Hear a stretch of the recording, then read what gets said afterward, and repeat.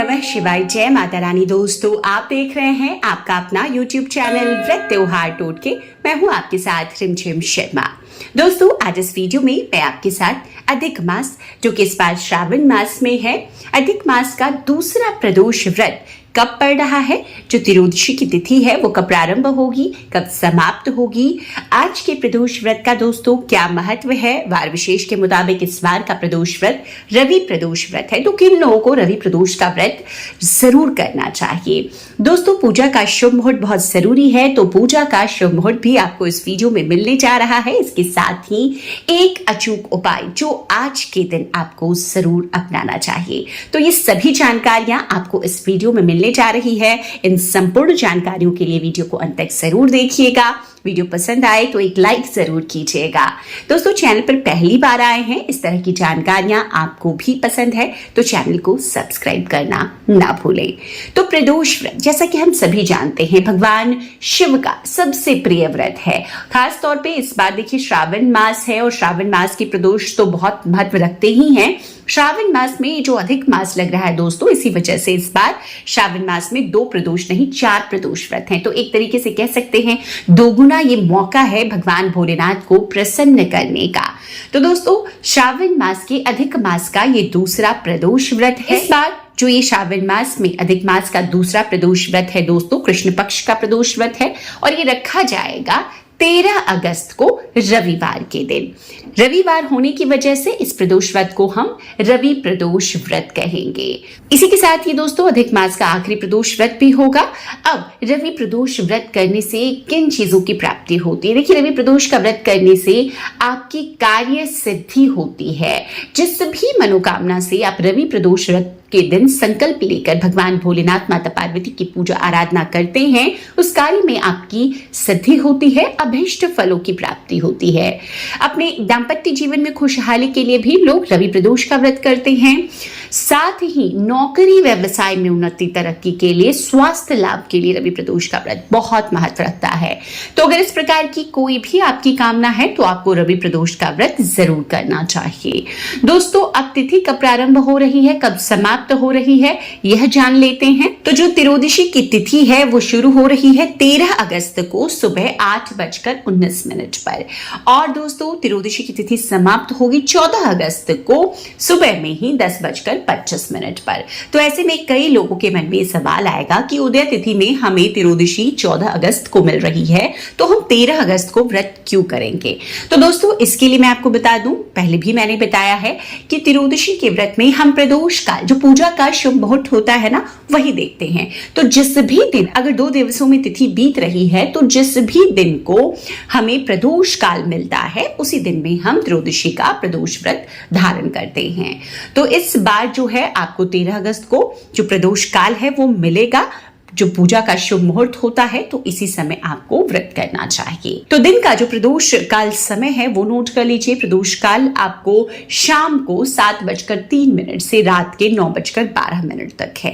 और जैसा कि मैंने बताया दोस्तों कि पूजा का शुभ मुहूर्त यही होता है, तो प्रदोष व्रत में जो पूजा का शुभ मुहूर्त है वो भी यही है, शाम के 7:03 से रात के 9:12 तक। कुल 2 घंटे 9 मिनट की समय अवधि है। इसी बीच में आपको भोलेनाथ की विधि विधान से पूजन अर्चन करनी चाहिए। दोस्तों, अब रवि प्रदोष व्रत के दिन जो पूजा विधि है आपको वो क्या रखनी है? देखिए, अन्य प्रदोष व्रतों की तरह आज के दिन भी हम सुबह उठेंगे। सर्वप्रथम आज के दिन हमें, क्योंकि ये रविवार का दिन है, सूर्य नारायण को अर्घ्य जरूर अर्पित करना चाहिए। सूर्य नारायण को आप किसी भी तांबे के बर्तन से, पात्र से अर्घ्य देते हैं, बहुत अच्छा होता है। उसमें आपको थोड़ा सा गुड़, शक्कर और उसके बाद एक लाल फूल और एक चुटकी रोली जरूर मिलाना चाहिए। आरोग्यता के लिए आज के दिन आप एक चुटकी काला तिल मिलाकर भगवान सूर्य को अर्घ्य देते हैं। इससे आपके जीवन में सुख संपन्नता के साथ साथ आरोग्यता भी आती है। तो इस प्रकार से सूर्य नारायण को आप अर्घ्य देंगे। इसके बाद में आप रवि प्रदोष व्रत का संकल्प लेंगे। संकल्प लेने के साथ ही, जैसा कि हम सभी जानते हैं कि प्रदोष व्रत में भी दोनों वक्त की पूजा, दोनों समय की पूजा होती है। तो सुबह की पूजा आप चाहें तो घर में कर लें। आपके पास भगवान की फोटो है या आप शिवलिंग भी रखते हैं तो भगवान का अभिषेक करें और पंचोपचार, जैसे कि आप पूजा करते हैं रोजाना, उसी प्रकार की पूजा आप इस समय कर सकते हैं। अब दोस्तों, शाम के समय शाम की पूजा ही विशेष महत्व रखती है प्रदोष व्रत में। देखिए कई लोग तो सीधा सुबह से उपवास में रहते हैं और सीधा शाम के समय ही प्रदोष काल में ही प्रदोष व्रतों में पूजन करते हैं। आप चाहें तो आप ऐसा भी कर सकते हैं। अगर आप दिन में कुछ भी खाना पीना नहीं चाहते, आप इस व्रत को पूरा निराहार निर्जल रहकर दिन भर रखना चाहते हैं, तो अब शाम के समय आपको करना क्या है, आपको किसी भी मंदिर जाना चाहिए। वैसे तो अगर घर में शिवलिंग है तो आप इसी विधि से घर पर भी पूजन कर सकते हैं। तो आपको अभिषेक की तैयारी करनी है। अभिषेक आज के दिन आप पंचामृत से करें, बहुत अच्छा है। अगर नहीं हो सके तो दूध और जल से भी आप अभिषेक कर सकते हैं। तो भगवान का जल से अभिषेक करें, दूध से अभिषेक करें। इसके बाद भगवान के प्रिय बेल पत्र, सफेद आंकड़े के फूल, कनेर के फूल, भांग, धतूरा ना मिले तो धतूरे का पत्ता भी आज के दिन आपको अर्पित करना चाहिए। आंकड़े के फूलों की एक माला अर्पित करें। माता के लिए लाल गुड़हल के फूल अगर मिल जाएं, बहुत सुंदर है। तो सफेद चंदन आज के दिन भगवान को अर्पित करें। विधि विधान से आपको आज के दिन इन सभी चीजों को, भोलेनाथ की प्रिय वस्तुओं को अर्पित कर उनका पूजन करना चाहिए। आज भोलेनाथ के अभिषेक में आप एक चुटकी काला तिल उनके जो अभिषेक का पात्र है, जल का जो लोटा है, उसमें जरूर डालकर उनका अभिषेक करना चाहिए। ये आरोग्यता के लिए एक रामबाण उपाय है। किसी भी घोर बीमारी से आप परेशान हैं, उससे आपको छुटकारा मिल जाता है। तो इस प्रकार से आपको पूजन करना है। अब पूजन के बाद में देखिए, पूजन में भोग में, प्रदोष के व्रत में देखिए भगवान भोलेनाथ का प्रिय भोग है चूरमे का भोग, या आप चाहें सीजन के फलों से भी कर सकते हैं, या आप चाहें तो खीर बनाकर भोग लगा सकते हैं। तो मीठे अन्न का भोग भी प्रदोष के व्रत में भोलेनाथ को अर्पित किया जाता है, तो आप ऐसा कर सकते हैं। अब आपने पूजन कर लिया, कथा आपने रवि प्रदोष व्रत की पढ़ ली, उसके बाद आरती संपन्न किया। आरती में कपूर की आरती आपको भगवान शिव की आरती में जरूर करनी चाहिए, इससे भी वो अत्यधिक प्रसन्न होते हैं। अब बारी आती है दोस्तों भोजन आपको क्या करना चाहिए। तो आज के दिन भोजन में आप मीठा भोजन जो आपने भोग लगाया है, उसके साथ साथ आप चाहें तो रोटी, पूरी, हलवा, मीठी सेवइयां, खीर जो आप बनाना चाहें, चूरमा ही अगर आप खा के रहना चाहते हैं तो चूरमा, कोई भी मिठाई भी आप खा सकते हैं, सफेद मिठाई दूध से बनी हुई। तो इस प्रकार से आपको रात्रि काल में एक समय मीठा भोजन करना है अपने पूजन विधि को संपन्न करने के बाद में। अगले दिन सुबह की पूजा के बाद ही आपको व्रत को खोलना है। तो इस प्रकार से जो पूजन विधि है, संपूर्णता से ये पूजन विधि हो गई दोस्तों। अब दोस्तों अधिक मास का जो रवि प्रदोष व्रत है, इस दिन आपको कुछ ऐसे कार्य करने, कुछ ऐसे उपाय करने हैं जो आपके जीवन के लिए शुभता लेकर आए। देखिए रवि प्रदोष का जो संबंध है, जैसा मैंने पहले भी बताया, सीधा सूर्य से होता है। रविवार का दिन है और इस व्रत को करने से चंद्रमा, प्रदोष व्रत को करने से चंद्रमा आप मजबूत होते हैं। तो चंद्रमा के साथ सूर्य भी आपके जीवन में सक्रिय हो, इसके लिए आज का प्रदोष व्रत किया जाता है। चंद्र और सूर्य की अगर शुभता होती है ना जीवन में, तो अन्य ग्रहों के जो दुष्प्रभाव भी होते हैं वो कम हो जाते हैं।